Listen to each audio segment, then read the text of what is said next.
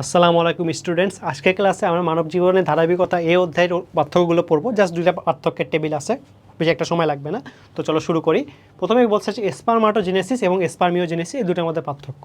তো স্পারমাটোজেনেসিসে আমরা কি জানি যে শুক্রাণু তৈরির প্রক্রিয়া, আর স্পারমিওজেনেসিস হচ্ছে স্পারমাটোজেনেসিসের যে 4টা ধাপ আছে তার মধ্যে সর্বশেষ ধাপ, যেখানে হচ্ছে তোমার শুক্রাণু হচ্ছে তোমার কর্মক্ষম হয়ে থাকে।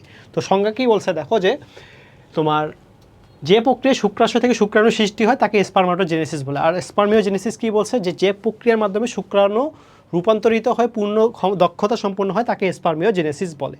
তো ধাপগুলো কী কী আছে দেখো স্পারমাটোজেনেসিসের, যে কোষের সংখ্যা বৃদ্ধি, তারপর হচ্ছে তোমার বৃদ্ধি, পূর্ণতা প্রাপ্তি এবং হচ্ছে তোমার রূপান্তর।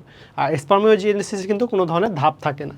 এবং স্পারমাটোজেনেসিস যেহেতু হচ্ছে তোমার একটা বড় হচ্ছে তোমার কী বলবো, একটা বড় হচ্ছে তোমার প্রক্রিয়া, সো এখানে সময়টা বেশি লাগে। আর স্পারমিওজেনেসিস যেহেতু স্পারমাটোজেনেসিসের একটা প্রক্রিয়া, সো এখানে সময়টা কম লাগবে। এরপরে আসি আমরা লাস্ট পার্থক্য, স্পারমাটোজেনেসিস এবং ওজেনেসিসের মধ্যে পার্থক্য। তো স্পারমাটোজেনেসিস হচ্ছে তোমার শুক্রাণু তৈরির প্রক্রিয়া, আর ওজেনেসিসটা হচ্ছে তোমার ডিম্বাণু তৈরির প্রক্রিয়া।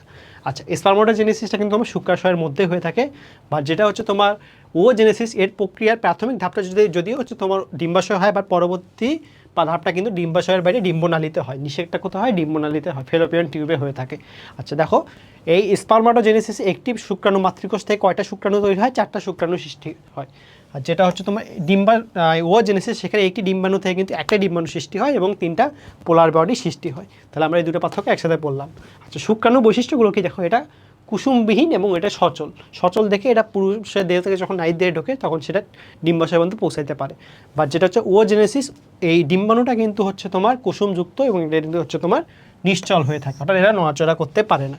এবং যেটা স্পারমাটোজেনেসিস, এটা হচ্ছে সারা জীবনই চলতে পারে, অর্থাৎ 95% পর্যন্ত রেকর্ড আছে। বাট ও জেনেসিসটা কিন্তু 45 বছরের বা 50 বছর পর যখন মেনোপজ হয় তখন কিন্তু এটা বন্ধ হয়ে যায়।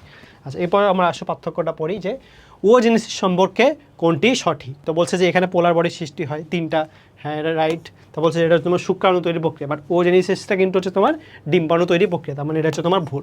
তারপরে দেখো কি বলছে, যে এই ও জেনেসিসের ডিম্বাণু হচ্ছে তোমার কুসুমবিহীন। আচ্ছা, এখানে বলছে যে কোনটি সঠিক, হ্যাঁ তাহলে মানে এটাও ভুল। তার বলছে সারা জীবন অব্যাহত থাকে, বাট আমরা জানি মেনোপজের পর কিন্তু ওজেনেসিস হয় না, তার মানে এটাও ভুল। তার মানে এখানে রাইটটা হচ্ছে তোমার একমাত্র ক নাম্বারটা হচ্ছে তোমার রাইট। তো আশা করি তোমাদের সবার ক্লাসটা ভালো লাগছে। আসসালামু আলাইকুম।